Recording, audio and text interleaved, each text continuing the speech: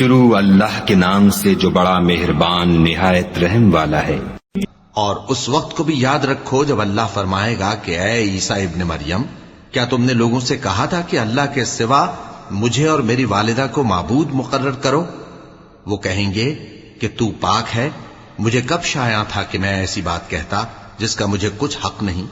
اگر میں نے ایسا کہا ہوگا تو تجھ کو معلوم ہوگا، کیونکہ جو بات میرے جی میں ہے تو اسے جانتا ہے، اور جو تیرے جی میں ہے اسے میں نہیں جانتا۔ بے شک تو علام الغیوب ہے۔ میں نے ان سے کچھ نہیں کہا بجز اس کے جس کا تو نے مجھے حکم دیا، وہ یہ کہ تم اللہ کی عبادت کرو جو میرا اور تمہارا سب کا پروردگار ہے، اور جب تک میں ان میں رہا ان کے حالات کی خبر رکھتا رہا۔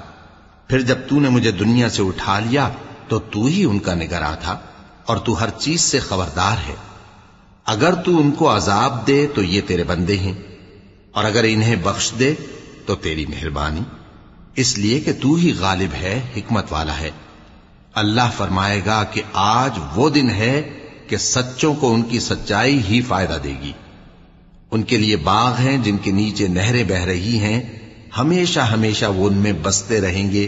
اللہ ان سے خوش ہے اور وہ اللہ سے خوش ہیں، یہی بڑی کامیابی ہے۔ آسمان اور زمین اور جو کچھ ان دونوں میں ہے سب پر اللہ ہی کی بادشاہی ہے، اور وہ ہر چیز پر قادر ہے۔